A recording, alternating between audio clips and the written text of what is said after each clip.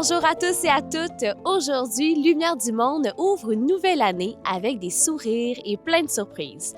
On commence par lever le voile sur des moments que vous n'avez jamais vus, des instants drôles et imprévus de nos tournages, les Bloopers 2025.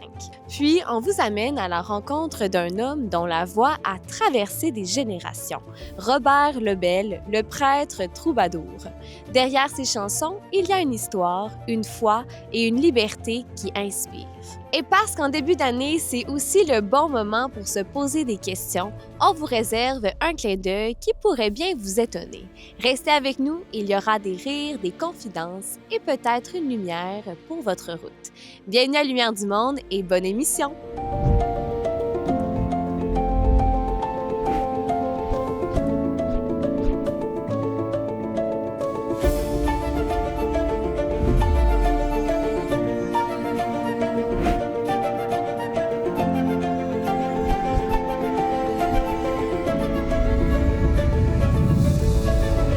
Et si on commençait l'année par ce qu'on vous montre jamais?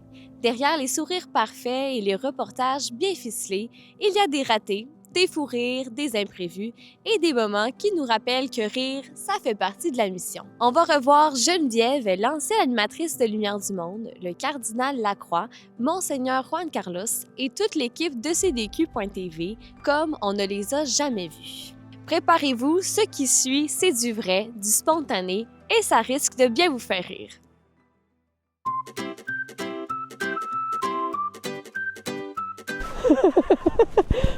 OK, c'est bon. Ah! T'as peur? Coucou! L'œuvre s'appelle « C'est au service... » C'est pour les bloopers de Noël, Dani. Ce que j'ai remarqué, là, moi, j'ai 2 plantes qui ont été blessées dans ce déménagement-là, puis je suis pas très content. J'ai un hibiscus qui ne veut plus fleurir parce qu'il est pas content d'avoir été déménagé. Ouh! Ça, c'était pour Dani. Quand ça cale, on retrouve notre cœur d'enfant. Il là là. Et deuxièmement, je ne retrouve pas ma tasse de café. J'en ai une seule qui était dans cette maison qui a l'anse à gauche. Je la retrouve pas. Si quelqu'un la trouve, veuillez me la ramener, s'il vous plaît. Enfin, je peux pas boire du café avec une anse à droite, moi. Merci. Ça, là, sers-toi pas de ça. Go, go, go! Watch!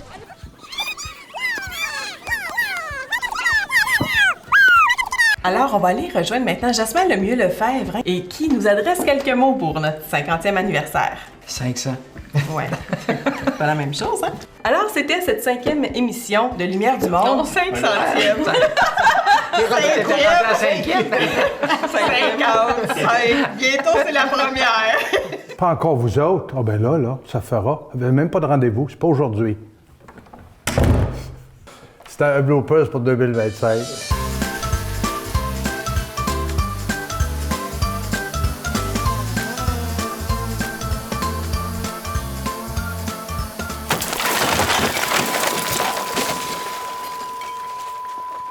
Alors ici, vous avez le corpus, le corps du Christ. Ici, vous avez la croix. Et ici aussi, vous avez la croix. Regardez les oiseaux du ciel, les fleurs des champs. Ben, Robert, tu vaux autant qu'eux autres. On le mettra pas dedans, mais vous avez dit chercher d'abord le royaume, puis dans ma tête, ça s'est mis à chanter votre chanson. Ah oui. On rend hommage aujourd'hui à un grand homme qui prend sa retraite. Bonjour, on prend... Voyons. Bonjour, on rend hommage aujourd'hui. Bonjour, on prend... Voyons. Je vais le démarrer, ça va aller. Bonjour, on rend hommage aujourd'hui. OK, je peux faire ça. La voix super grave ce matin. Hein? Vous avez la voix super grave. Ben oui, mais c'est pas grave. Ben, c'est-tu grave ou pas grave? C'est pas grave. Ben non. C'est pas grave. Oh. Mais c'est pas grave. Nous avons Saint Paul dans la deuxième lecture. C'est ce qu'on veut faire, soutenir les gens qui font du bien. C'est beau, c'est grand. Vous êtes plus sur le décalage horaire, vous, hein? Non, non, je suis plus sur le décalage horaire. Là, je suis sur l'adrénaline qui vient de la passion pour l'humanité. Youhou!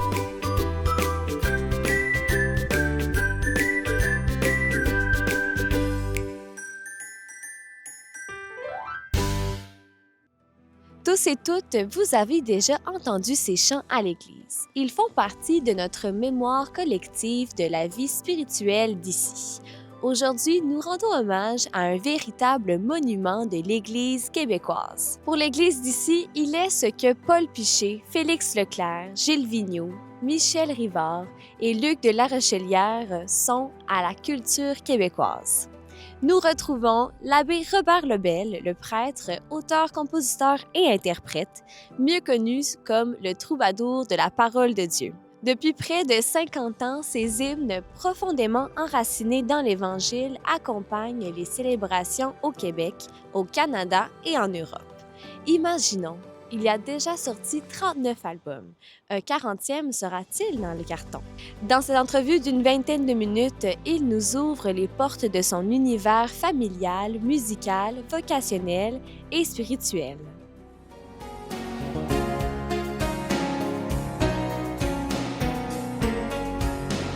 L'abbé Robert, on connaît au Québec vraiment beaucoup vos chants, mais moi, je serais curieuse de savoir à quel moment vous avez commencé de chanter, puis peut-être aussi à quel moment vous avez commencé à jouer de la guitare.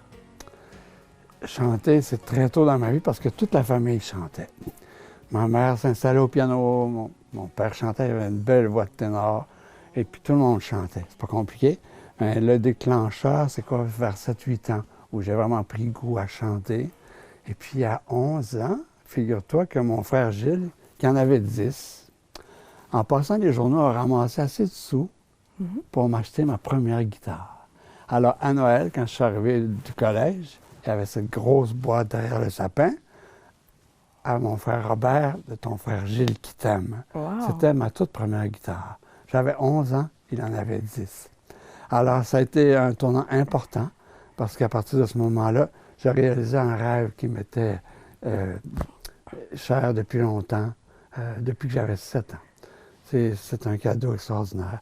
Alors après, je me suis mis à gratter, à apprendre des chansons de d'autres auteurs, puis petit à petit, à écrire. Avez-vous encore cette guitare-là? Non, Oh! je ne l'ai plus. Non. Quels sont les chanteurs et chanteuses qui ont bercé votre adolescence, même peut-être votre enfance, votre adolescence, votre début de vie d'adulte? Bien, je voudrais d'abord parler de l'enfance parce qu'il y a une rencontre déterminante, pas physiquement, mais au niveau du son, c'est qu'à la maison, comme je te dis, il y avait beaucoup de musique. Parmi les disques qui sont entrés chez moi, il y a les disques du père Aimé Duval. Okay. Écoute, j'avais 7 ans, Amélie. J'en ai apporté un exemplaire. C'est le père Aimé Duval qui écrivait des chansons inspirées de l'Évangile.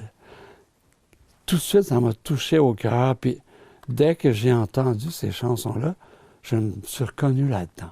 Je me suis dit, quand je serai grand, là, c'est ça que j'aimerais faire. Okay. C'est ça que j'aimerais être. Être prêtre, puis chanter avec une guitare en main, des chansons éventuellement que j'écrirais. Alors, ça m'a poursuivi. C'est peut-être pour ça que mon petit frère Gilles m'a fait le cadeau de la guitare. Et donc, après ça, évidemment, adolescent, j'ai entendu toutes les musiques de notre jeunesse, entre autres, que ce soit les Beatles ou whatever. Mais particulièrement, j'ai vraiment goûté les chansonniers français. Exemple, français comme Brel, particulièrement, tu sais. Et puis, Dutheil un peu plus tard, mais ici, c'est Claude Léveillé, puis en Europe, Brassens, ça m'a frappé toujours. C'est si belles chansons. Alors, il y a plusieurs auteurs comme ça qui m'ont rejoint au niveau chansonnier, tout bonnement, quoi. Nos chansonniers québécois comme Félix Leclerc, ça a marqué ma jeunesse. On a tous chanté ça. Moi, mes souliers ont beaucoup voyagé.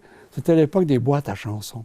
Alors, ça m'a donné l'occasion d'entendre plusieurs artistes de chez nous qui m'ont fasciné, puis m'ont inspiré aussi.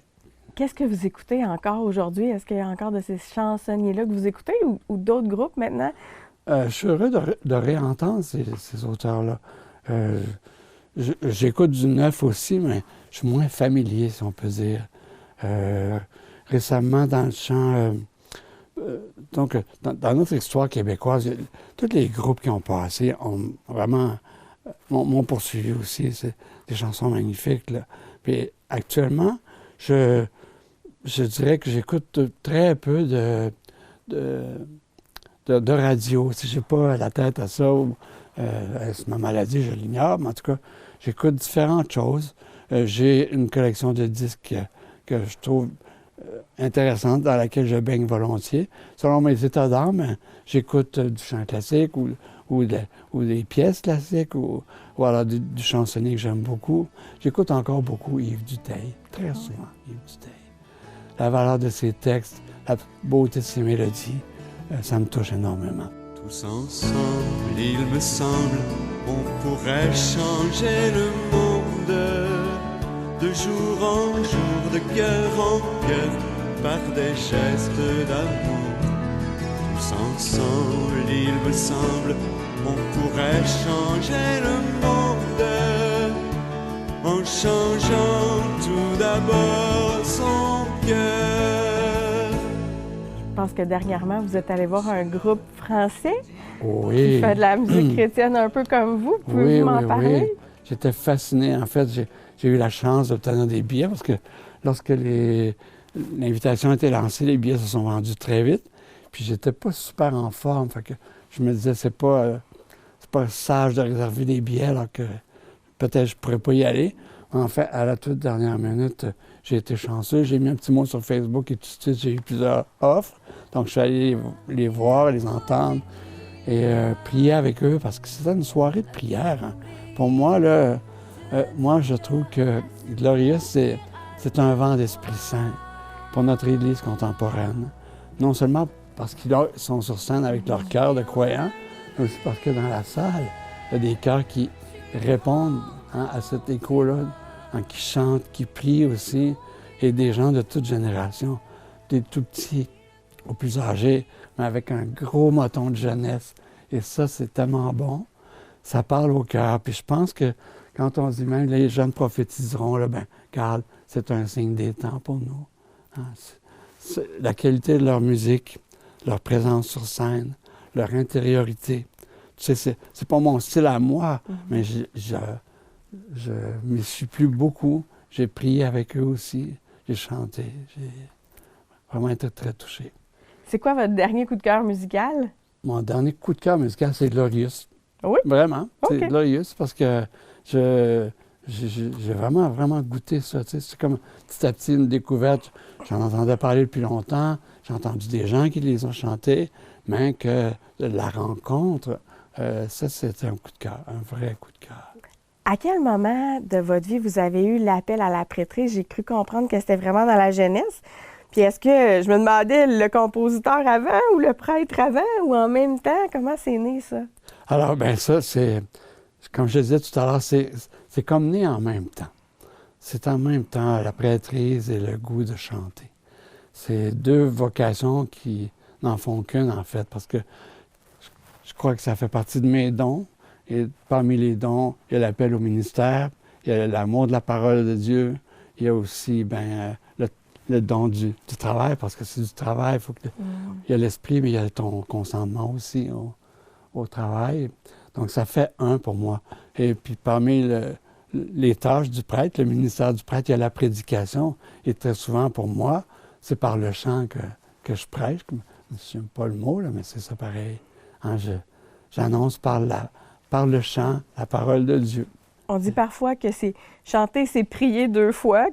Comment vous réagissez à cette phrase-là? C'est vrai, je l'ai ressenti à Glorious comme l'autre soir, mais aussi je le sens à chacun de mes concerts, parce que quand on chante, surtout la parole de Dieu, c'est très profond ce qui se passe dans l'Assemblée.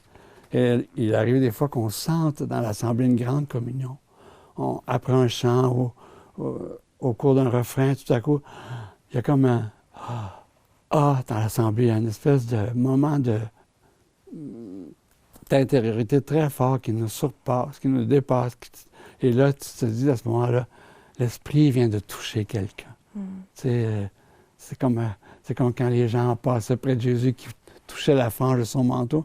On dirait que là, à travers le chant, quelqu'un a été touché parce qu'il était là, elle était là en présence. Ça, c'est touchant. On sent vraiment l'amour de la parole de Dieu. En tout cas, que vous en parlez, puis je me dis, je découvre cet aspect-là encore davantage. Comment ça, vous aimez la parole de Dieu comme ça? À quel moment vous avez été touché à ce point-là par Dieu, par sa parole? Quand j'étais petit, on allait à la messe, comme tout le monde. C'était en latin encore, n'oublie pas ça. Mais dans nos petits livres, il y avait la version française. Et puis, lorsque j'ai eu 12-13 ans, mes parents m'ont donné un missel, un beau missel qui s'appelait le Fédère. Alors, dans le missel Fédère, il y avait les textes en latin, puis il y avait les textes en français. Alors, c'était une joie pour moi de découvrir petit à petit les textes de l'Écriture sainte. Tu sais, à l'école, on entendait des textes bibliques, mais là, de les assumer, de les méditer comme jeune adolescent, là, je trouvais ça fascinant. Des fois, je partais dans le bois avec mon livre. J'allais lire un extrait de l'Évangile. Et puis, je suis comme tombé amoureux de cette parole-là. Tu sais, j'aurais aimé lui être fidèle jusqu'au bout de ma vie, tu sais, tellement que je l'aime. Je suis pas parfait, mais elle demeure ma ligne de conduite foncière, là. Seigneur, que veux-tu que je fasse? Je n'ai pas grand-chose à t'offrir, sinon mon unique désir, de te laisser toute la place. On a tous une parole de Dieu qu'on aime particulièrement. Moi, c'est Jean 3,16. Car Dieu a tant aimé le monde qu'il a donné son Fils unique. Vous, c'est quoi? Ben moi, je dirais que c'est la parole qui dit « Cherchez d'abord le royaume. Le reste vous sera donné. » Je l'ai chanté dans une petite chanson toute simple qui reprend ce passage de l'Évangile, mais ça a marqué ma vie. Faire confiance. Chercher d'abord le royaume, cherche momentanément ce qui est juste, ce qui est bon. Le reste viendra, tu sais. Comme là, on fait une entrevue, je pourrais m'inquiéter, tu sais, ça va être beau, ça va être bon, je vais te dire des choses intelligentes, mais ça ne m'appartient pas. Hein? C'est lui qui m'a conduit, tu sais, à travers tes questions, mais on fait le chemin avec lui. Et tout au long de ma vie, ça a été ça. À travers mes hauts et mes bas, de chercher toujours à lui faire confiance. Hein? Regarder les oiseaux du ciel, les fleurs des champs. Bien, Robert, tu vaux autant qu'eux autres. Alors, la musique fait partie de votre vie depuis que vous êtes jeune. Mais à quel moment, là, c'est quoi la première chanson que vous avez dit, OK, là, je l'écris, j'écris une chanson, je porte ça en dedans de moi, mais là, je le fais? Alors, pour répondre très simplement, c'est que dès que j'ai eu ma première guitare, par mon petit frère Gilles, je me suis mis donc à interpréter des chansons, à apprendre comme il faut les accords, et puis me familiariser un peu avec la scène, parce que j'étais timide, mais monter sur une scène, chanter des chansons, puis à un moment donné, mes amis ont dit, tu sais, on t'entend pratiquer dans ton local, mais viens donc chanter sur scène ce que tu fais. Fait que j'avais écrit déjà 2-3 chansons. J'ai été les chanter sur scène. Ils ont trouvé ça bon. Écoute, mais ça m'a encouragé beaucoup. J'avais 13 ans, 14 ans. Et là, ils ont envoyé mon nom, figure-toi, à une émission de télé à l'époque qui s'appelait Les Talents Catelli. Ah oui? Ça n'a rien à voir avec Star Academy, là, tu sais. Mais c'était pour les jeunes de mon âge qui avaient quelque chose à offrir au niveau musical. Et je suis allé présenter des chansons à cette émission-là. Il y avait comme une forme de concours. Je n'ai pas gagné, mais l'important pour moi, c'était d'avoir participé, poussé par mes amis. Tu sais, c'était quelque chose. Oui, mais... Puis ça parlait de quoi, votre première chanson? C'était ses mains. C'était sur les mains. Ses mains qui ont tout donné, qui ont travaillé. Puis une qui s'appelait Chapelle. Elle était toute petite. J'ai chanté ça. Et puis une qui s'appelait Adieu guitare. Il faut croire que je n'étais pas dû pour dire adieu guitare, mais j'avais perdu ma guitare, justement, quelque part, puis j'ai écrit cette chanson-là. Vous êtes devenu vraiment un incontournable de la chanson religieuse québécoise. Dites-moi, il y a même un album hommage qui a été composé sur vous. Comment est-ce que vous avez accueilli ce projet-là? Bien, donc le mot incontournable m'impressionne, tu sais, parce que c'est vrai que je suis dans le décor depuis quelques années. Hein. J'ai commencé, j'avais 19-20 ans, à écrire des chants liturgiques, par exemple, à Beauvoir. J'étais à Beauvoir à cette époque-là. Donc, ces chants-là ont fait leur petit bonhomme de chemin petit à petit. Et puis, avec le temps, les gens les ont aimés, les ont reprises en concert ou en animation liturgique. Et puis, parmi ces gens, il y a Joanne Cyr qui a choisi de faire un album avec quelques-uns de mes chants qui lui parlaient au cœur. Je l'ai ici Ça s'appelle Hommage à Robert Lebel. Alors, j'étais très touché qu'elle ait ce projet-là. J'accepte ça avec joie, avec humilité. Parce que je me dis, moi, je vais passer, mais que quelqu'un reprenne ça comme déjà un héritage, parce que ça ressemble à ça un petit peu, hein? Un hommage. On sait comme ça rend grâce à ce qui a été fait, puis pour ce qui a été fait. Alors pour moi, c'est un beau signe. Et j'accueille ça très humblement parce que, tu sais, moi, Amélie, je ne suis pas un très grand musicien. J'ai étudié quelques mois la musique, c'est tout.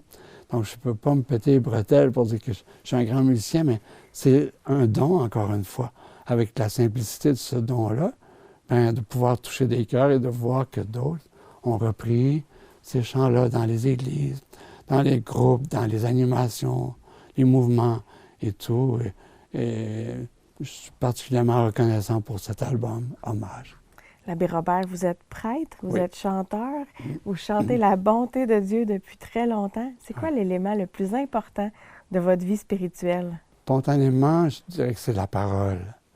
La parole qui m'a fasciné toujours depuis l'enfance et qui m'a conduit tout au long de ma vie, dans les hauts et les bas, comme je dis. Puis cette parole-là fait son chemin dedans, puis elle éclaire mon comportement, mes décisions. Elle me console des fois, parce que j'ai besoin d'être consolé. Elle me rassure, elle m'éclaire, elle me guide, elle me passionne, puis elle me nourrit. Chaque matin, là, avec mon café, là, je prie avec la parole de Dieu. Je le dis humblement, je ne dis pas pour me vanter, je dis que si je ne faisais pas ça, je pense que mon âme creverait de faim. Parce que moi, la parole me nourrit tous les matins. T'sais, si je saute des matins, j'ai faim. Alors, spirituellement. Alors, la parole de Dieu, c'est extrêmement important. Me retrouver en prière autour de la parole de Dieu. Puis la laisser éclairer ma journée. Donner un sens à ma journée. Puis des fois, ça devient une chanson. Puis comment vous faites ça? Avez-vous une technique? Est-ce que vous coupez la parole au hasard ou vous la lisez en continu? Bien, c'est que il y a différents instruments. Par exemple, il y a le bréviaire qui est très consistant. Je prends rarement tout le bréviaire parce que c'est trop pour moi, là. Mais je prends soit le Magnificat ou le Prion, mais surtout le Magnificat parce que là, en ce moment, il y a toujours chaque jour un texte d'écriture. Tu as la messe du jour, tu as un psaume pour le matin, une hymne. Et donc ça, pour moi, il y a tout là-dedans. Comme si c'était un repas, tu as la soupe, tu as l'entrée, tu as le plat principal, tu as le dessert. C'est tout dans là. Donc tu prends une demi-heure, 3/4 d'heure à me nourrir de ça, tout en prenant un café tranquillement. C'est mon rendez-vous matinal. Et je tâche d'y être fidèle. Même si ça ne me le dit pas tout le temps, je sais que ce soit une priorité. Comme lui, savoir dresser la table, comme lui, nouer le tablier, se lever chaque jour et Est-ce qu'il y a des projets qui s'en viennent pour vous? Au cours de ces années de pandémie et d'arrêt à cause de la maladie, j'ai pas cessé d'être en préparation d'un album parce que j'ai écrit pour différents sujets, différents mouvements, organismes, et puis il y a quelque chose qui s'agglomère, qui devient un album là-dedans. Donc, il y a un album qui va sortir dans quelques semaines à peine, qui va s'appeler « Histoire d'amour et de foi ». C'est un album de 14 titres qui va paraître très bientôt. Fait que je suis très content. C'est pas la perfection parce que j'ai plus ma voix de 20 ans, mais j'y ai mis plein d'amour, justement. Qu'est-ce que vous aimeriez que les gens ressentent ou comment vous aimeriez que les gens accueillent ou vivent vos compositions?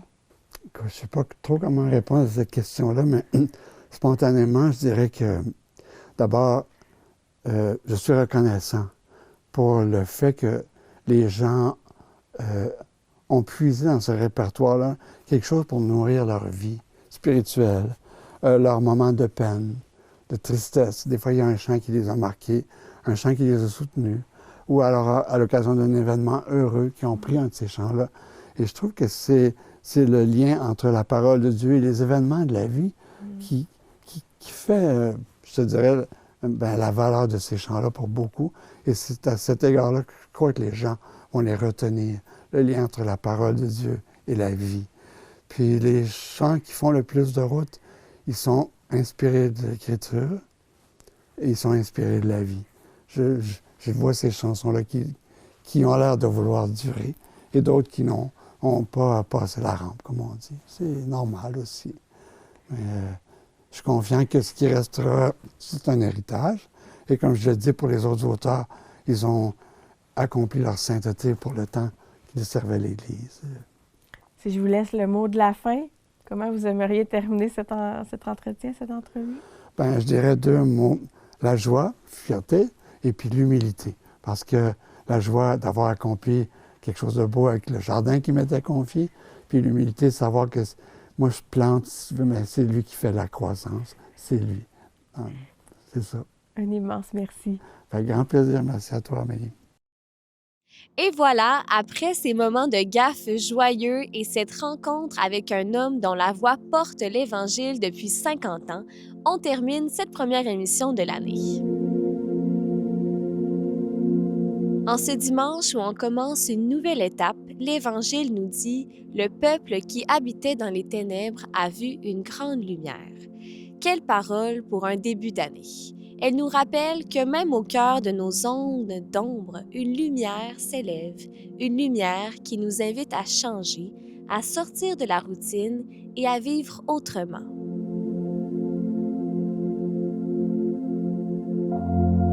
Alors, en ce début d'année, je nous lance un défi. Ne pas rester des spectateurs. Ouvrir l'Évangile cette semaine et laisser une phrase nous toucher. Puis, faire ce geste concret, pardonner, réconcilier, prier, oser un pas vers la lumière. Parce que la foi, c'est pas une idée, c'est une vie qui se transforme.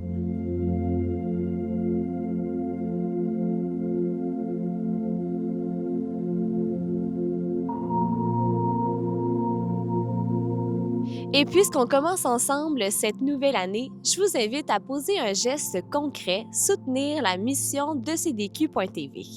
Votre don, petit ou grand, nous permet de continuer à faire rayonner la lumière de l'Évangile à travers nos émissions et nos projets.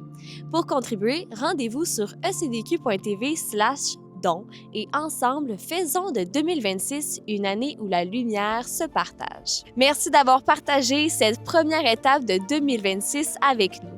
Bonne année et à très bientôt sur Lumière du Monde!